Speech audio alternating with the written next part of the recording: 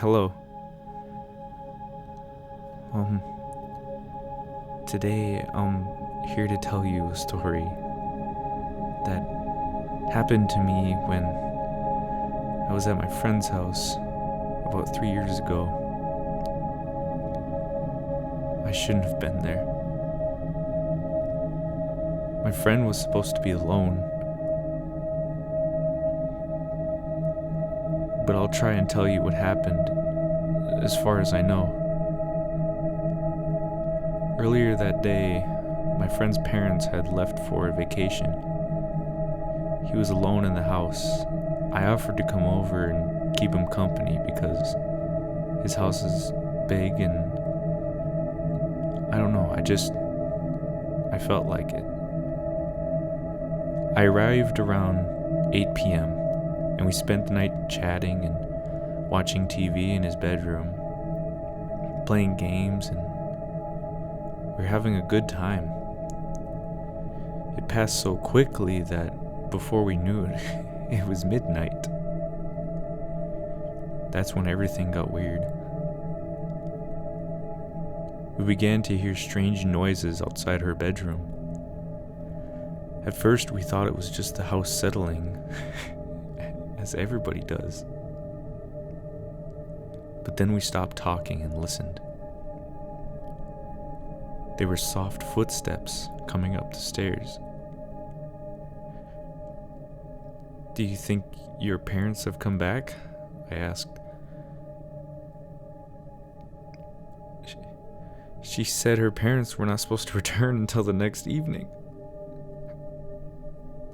Besides, there were too many footsteps for just two people. I ran to the door, and just before the footsteps reached the hallway, I turned the key in the lock. Suddenly, there was a profound silence. "Is anyone out there?" my friend asked nervously. We were sure there was someone outside, but who could it be? Just then, we heard a beep. We whirled around and stared at my friend's laptop, and he received an email. We opened it, but the sender was unrecognizable. Just a random combination of numbers and letters. When we read the message, it sent a chill down our spines. "Whatever happens, do not open the door." It's what it said. It was engraved in my mind the minute I saw it. As soon as I read those words, a sinking feeling came over me. My heart was beating fast and I felt like I was about to have a panic attack. I've never been more scared in my entire life. I didn't know what to think. Maybe it was just someone playing a silly joke on us. Maybe it was someone trying to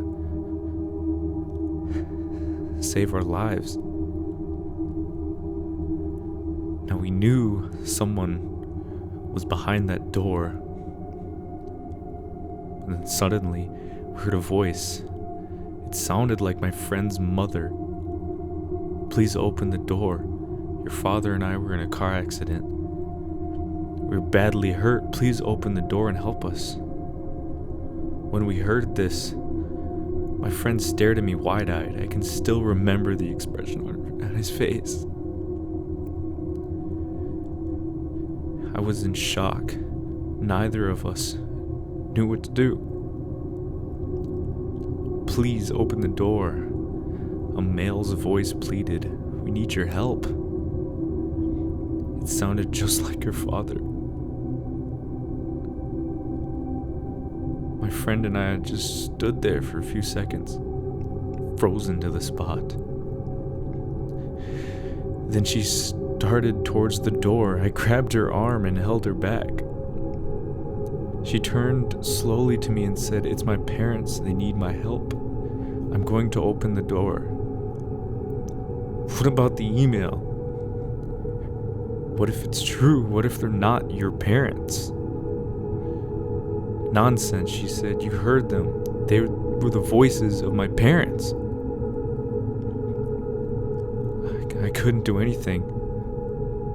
She struggled out of my grasp and walked towards the door. I didn't know what he was doing. I thought he'd be scared too. But I guess he loved his parents that much. I still don't know what made me do it. Maybe it was sheer terror. The only thing I could think to do was run, to hide in the closet. I didn't know what was going to happen, but I was frightened out of my wits. What I heard then, I will never be able to forget.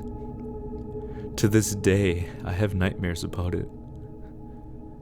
My friend opened the door, and all I could hear was his screams. They were blood-curdling screams, filled with pain and terror. I couldn't help him. All I could do was cower in the closet, keeping perfectly still and praying that nothing would come in the closet with me. I don't know how long I stayed in there. It could have been hours. By the time I felt safe enough to come out, it was morning. The bedroom was empty, and the door was open. My friend was nowhere to be found. I ran all the way home and called her parents. When I managed to reach them, they told me they were still on vacation. I told them what happened the night before, and they immediately called the police.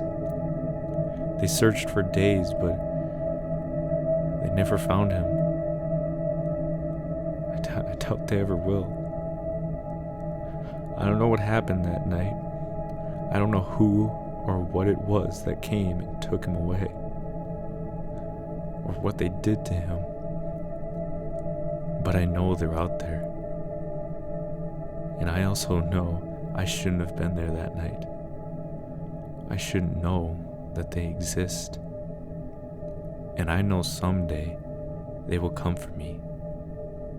But whatever happens, I will not open that door.